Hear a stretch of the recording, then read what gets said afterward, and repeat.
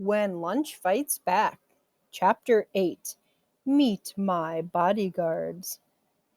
The mustard plants in this field are blooming and also under attack.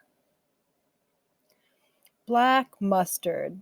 Scientific name Brassica nigra. Brassica nigra. Distribution Europe, North Africa, Middle East, Southwest Asia, and parts of India.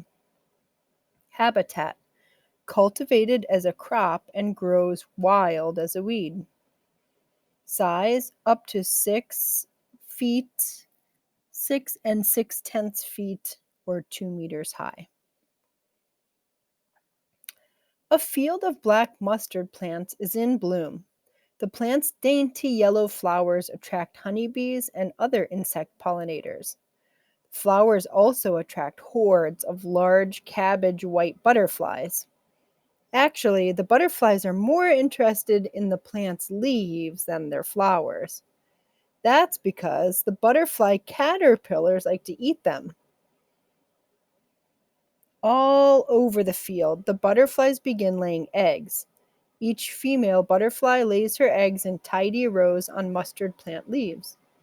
In a few days, small yellow caterpillars will emerge from the eggs.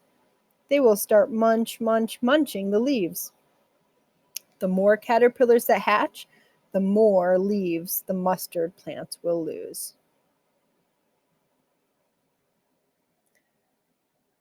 Parasitoid wasp. Trichogramma brassicae.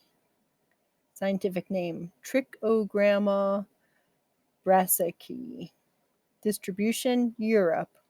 Habitat croplands and woodlands. Size that is 12 thousandths of an inch to 16 thousandths of an inch, or 3/10 to 4/10 millimeters. A tiny T. brassicae wasp lays her egg inside the egg of a larva of a large cabbage white butterfly. She's laying her egg inside of the egg of another insect. Let me go back and reread. The more caterpillars that hatch, the more leaves the mustard plants will lose. That's why the mustard plants are fighting back. They're calling in their bodyguards. Cells in the mustard plant leaves produce special chemicals within hours of the egg laying. The chemicals pass out of the leaves and are carried away on the breeze. When certain tiny wasps get a whiff of these chemicals, they track them to their source. The wasps find the mustard plants and the butterfly eggs on their leaves. The wasps get to work quickly. Each female wasp spears one butterfly egg after another with the stinger-like structure.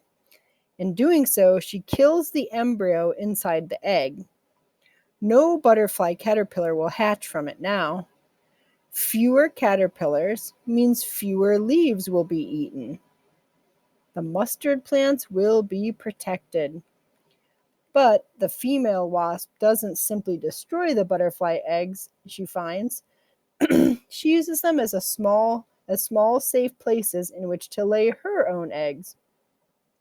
Tiny wasps will hatch from those eggs. Someday, when they're grown, these wasps may catch the scent of black mustard plants in trouble.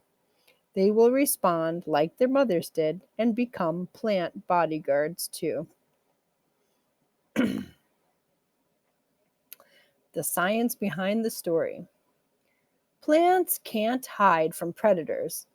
They can't fly or run away.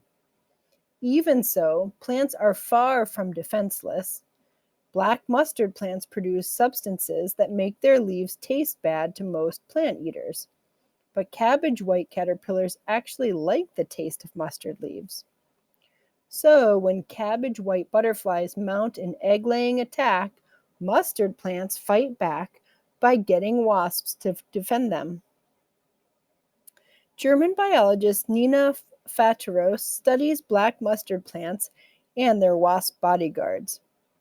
Working with colleagues at Wageningen, no, Wageningen, Vag, Wageningen. Ugh. Let me try one more time. I think you pronounce W's like a V in German. So Wageningen University and the Netherlands. Let me try that over again. German biologist Nina Faturo studies black mustard plants and their wasp bodyguards. Working with colleagues at Wageningen University and the Netherlands Institute of Ecology, Faturos carried out experiments to better understand how this defense system works. The scientists put 2 mustard plants in closed containers. One plant had just laid large cabbage white butterflies on its leaves. The other plant was egg-free. The researchers then added a Y-shaped funnel to their experimental setup. One arm of the Y led to the egg-free plant. The other arm led to the plant with the eggs. Periodically, the scientists released tiny wasps into the tunnel. At the bottom of the Y, periodically, the scientists released tiny wasps into the tunnel at the bottom of the Y. They recorded whether the wasps flew up one arm or the other, or stayed put. We tested 3 different time points, Fatros explained. We saw a response after 24 hours. At first, the wasps didn't do much of anything, but after 24 hours, they purposefully headed down the arm of the Y leading to the egg-infested plant. The experiment showed that the wasps were attracted by a chemical scent. Futuros called such scents volatiles, released by egg-infested mustard plants. The scent is like a cry for help. Once the wasps arrive, they started laying eggs. The female wasp kills the butterfly egg when she lays her egg inside it, said Futuros. No butterfly eggs, no destructive caterpillars. I think it's remarkable that a plant with no brain and that cannot run away is able to make use of animals to defend itself. When it comes to animal and plant defenses, nature seems to have no shortage of remarkable strategies. Scientists regularly discover new defenses that are more clever and more amazing than anything video game developers would ever dream of. In the survival game that is life, living things display endlessly creative ways to outsmart and outmaneuver whatever wants to eat them.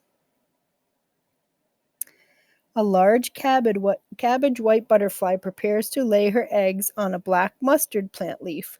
The plant will continue to summon its tiny wasp bodyguards until the threat from the butterflies has passed. The end. Here is a note from the author. Writing books is hard work. So is doing science. But both are also fun because they involve real discovery and lots of surprises. I could never have written this book without the help of the scientists featured in these pages and their willingness to share their time and insights. Many thanks to Douglas Fudge, David Blackburn, Egon Heiss, Thomas Bourguignon, Sheila Patek, Wade Sherbrooke, Robert Young, and Nina Faturos. I love that you love your work as much as I do mine. So here at the end of a nonfiction book, there's source notes. So this tells you how she got the information from the scientists. There's a glossary that gives you a definition of words that you would want to know the definition of here. And a selected bibliography. That means they don't include all of the resources that the author used, but a bibliography is books that the author used to reference. So if you were wondering more about anything in particular, you could look up all of these different books and see what our author used as a source for When Lunch Fights Back. They also give other books that you could read. websites that you could look at if you're interested in these topics, and videos. So a lot of times at the end of a nonfiction book, you get pages of sources, or in this case, it also gives you other resources that you could explore.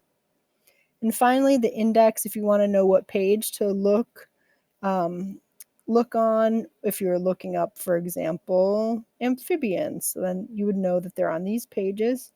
And then also, you always have to give credit where credit is due. So here are the list of acknowledgments for the people that took all the great photographs. I hope you love this book as much as we do. Bye.